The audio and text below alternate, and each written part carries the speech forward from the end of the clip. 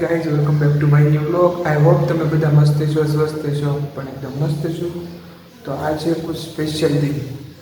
वो हमारे ब्लॉग में आता है ना तीर्थ, उसका आज बर्थडे है। तो पहले उसका बर्थडे की चॉकलेट दिखाता हूँ, फिर उसको विश करते हैं, ठीक है।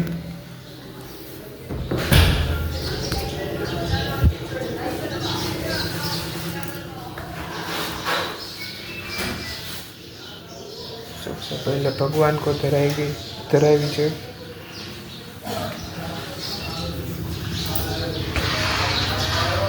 તીથુ હેપી બર્થડે। તો ફાઇનલી ગાઈસ 2 દિવસ પછી વાડી આવ્યા, કારણ કે બહુ વરસાદ હતો એટલે કાંઈ હોવાતું નહોતું। તમે મારી પાછળ જોઈ શકો છો માંડવી। વરસાદ આવ્યો તો કેટલી ખરાબ થઈ ગઈ, આનાથી ખેડૂતોને કેટલું નુકસાન થયું છે। તમે જુઓ, એક એક દાણો કે આમ જો આખી લસપચાઈ ગઈ।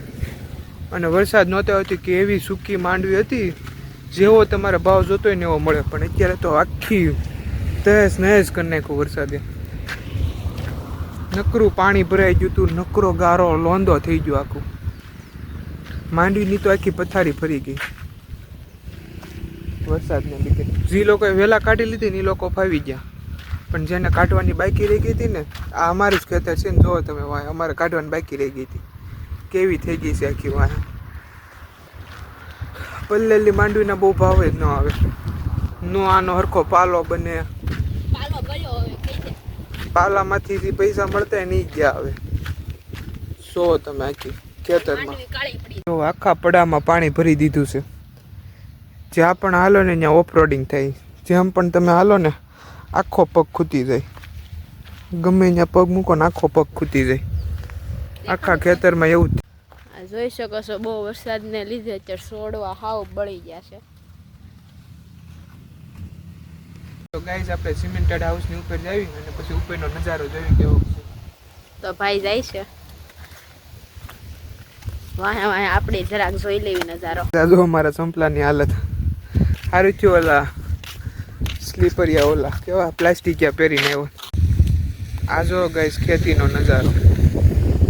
અને પહેલાંના વ્લોગમાં તમે જોયું છે કેવા મસ્ત પાથરા પડ્યા હતા, અને અત્યારે જો એવું લાગે ને તો હું પહેલાંના થોડાક એકાદી ક્લિપ મૂકાઈ કે પહેલાં કેવું હતું ને પછી અત્યારનું કેવું છે ને જોઈજો આખું આ 360।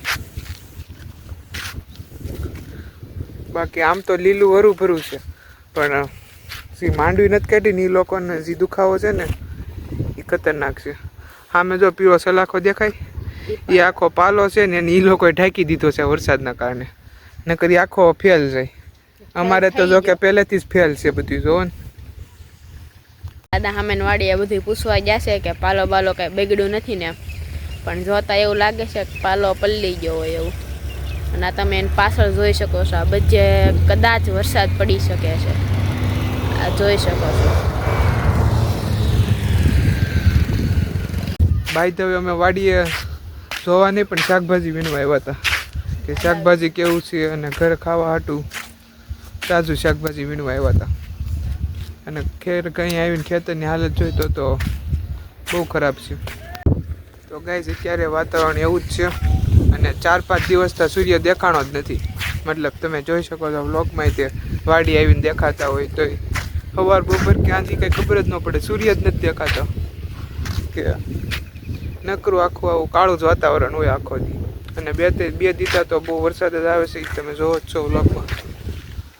બાકી અત્યારે જો આવું છે, 2 દીધા તો વાડીએ જ નહોતા આવ્યા, આજ વાડી આવીને જોયું કે આ બધું કેવું છે।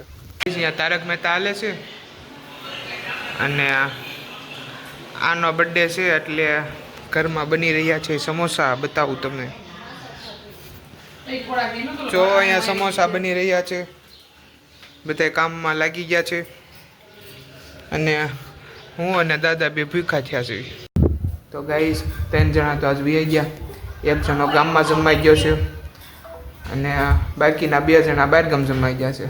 તો વૈથા ઘટ્યા અમે 4, એક આ હું, દાદા, અને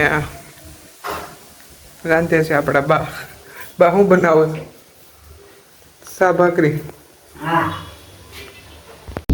તો ગાઈસ આજનો વ્લોગ અહીંયા જ પૂરો કર્યો. જો તમને વ્લોગ પસંદ આવ્યો તો લાઈક કરો, ચેનલ પર ન હોય તો સબસ્ક્રાઈબ કરો. Thank you so much for watching. By.